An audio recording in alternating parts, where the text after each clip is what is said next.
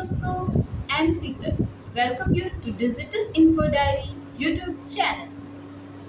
तो जैसा कि हमने लास्ट वीडियो में देखा था, एसईओ क्या होता है, एसईओ के इम्पोर्टेंस क्या होते हैं, ऑन पेज एसईओ क्या होता है, ऑफ पेज एसईओ क्या होता है। तो आज की इस वीडियो में हम देखेंगे दोस्तों कि ऑन पेज एसईओ के फैक्टर्स क्या होते हैं, फिर 2022 के अकॉर्डिंग कुछ इम्पॉर्टेंट फैक्टर्स हैं वो क्या होते हैं। तो इन सारे फैक्टर्स को आज हम डिटेल में समझेंगे। तो चलिए दोस्तों स्टार्ट करते हैं अपने वीडियो। तो पहला जो फैक्टर आता है ऑन पेज एसईओ में वो है कंटेंट का स्ट्रक्चर। तो स्ट्रक्चर जो होना चाहिए हमारे कंटेंट का वो एक प्रॉपर वे में लिखा जाना चाहिए। मतलब हमारे जो वेबसाइट का पेज है उसका जो टाइटल होगा, एक हेडिंग होगा, सब हेडिंग होगा, फिर बॉडी में कुछ पोर्शन होंगे जहाँ पर हमने टेक्स्ट लिखे होंगे, इमेज इंसर्ट किए होंगे। तो वो सारी चीज़ों को इस तरह से हमने डिज़ाइन करना है कि जब यूज़र उसे देखे तो उसे एक स्टैंडर्ड क्वालिटी कंटेंट मिले। और इसके बाद जो टॉपिक आता है वो आता है टाइटल। टाइटल यानी कि ऑप्टिमाइज टाइटल। जब भी हम टाइटल की बात करेंगे तो हमेशा ध्यान रखना है कि टाइटल जो होगा वो हमेशा ऑप्टिमाइज्ड होगा। तो टाइटल को ऑप्टिमाइज करने का तरीका ये है कि जब हम टाइटल में अपने कीवर्ड को डालेंगे तो वो बहुत ही नेचुरल तरीके से डाला जाना चाहिए और इस तरह से डालेंगे कि वो स्टफिंग ना किया गया हो।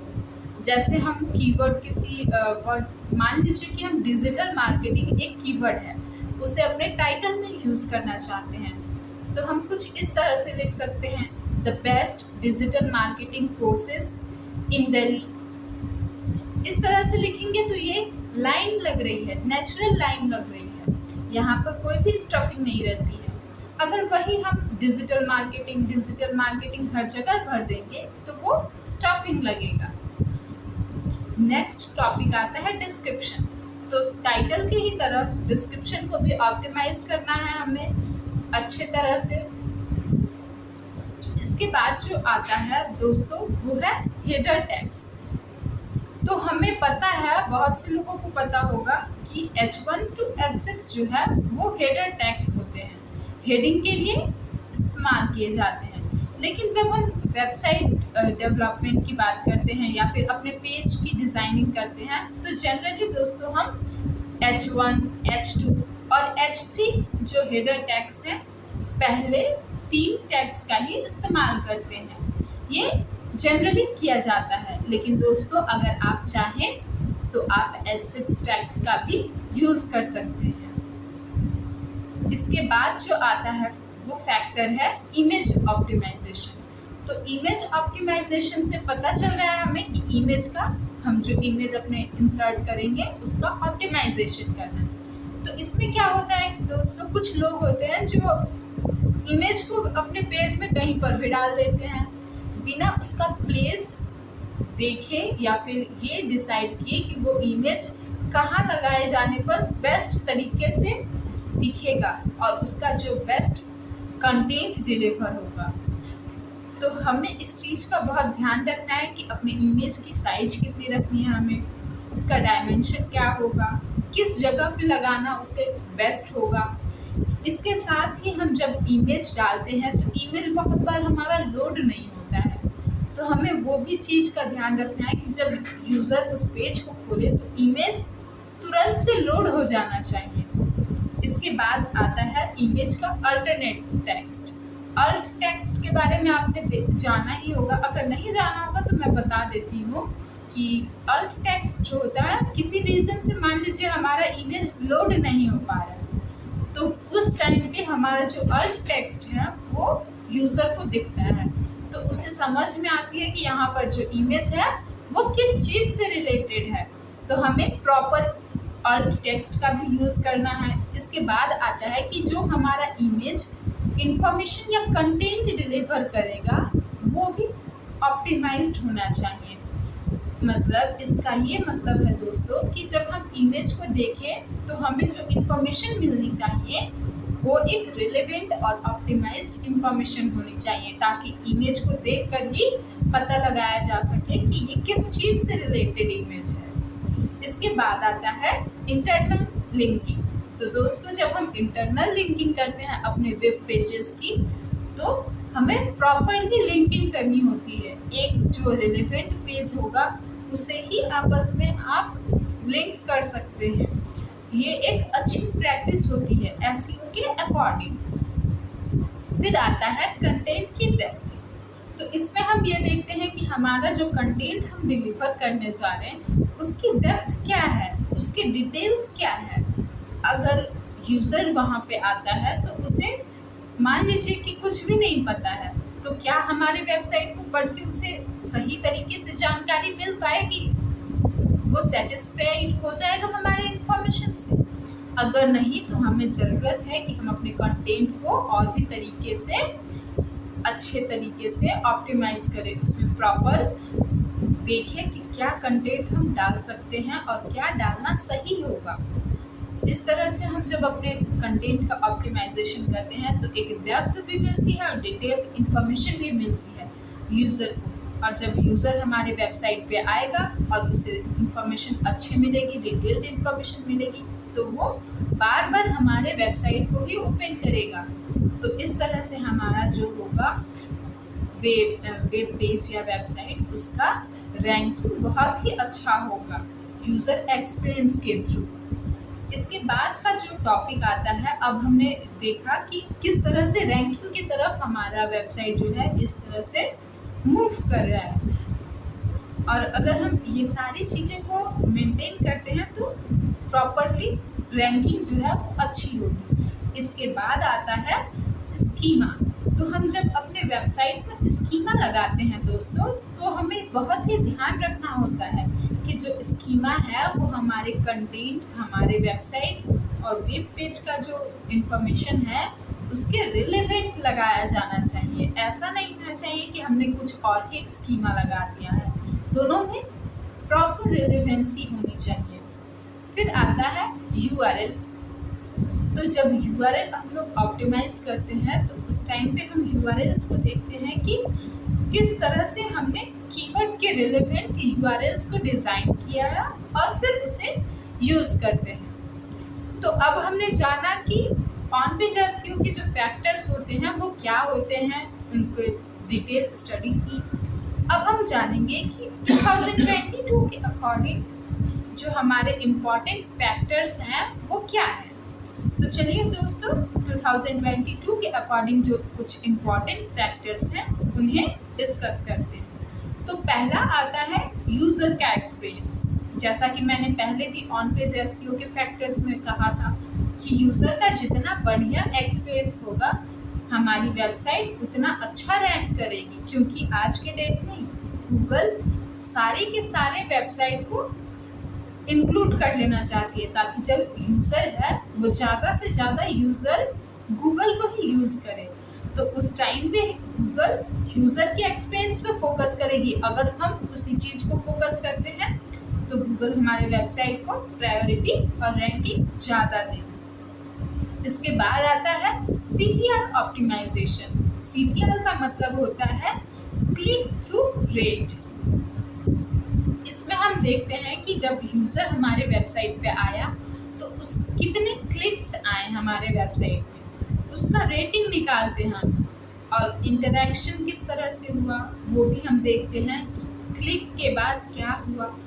फिर आता है पेज लोडिंग स्पीड। इसमें ये ध्यान दिया जाता है कि जब हम, आपने देखा होगा कई बार दोस्तों कि जब हम अपने वेबसाइट को खोलते हैं तो वहाँ पर पेज लोड नहीं होता है। उसका रीज़न यही होता है दोस्तों कि जो वेबसाइट को डेवलप किया जा रहा था तो उसने पेज लोडिंग स्पीड पे फोकस नहीं किया।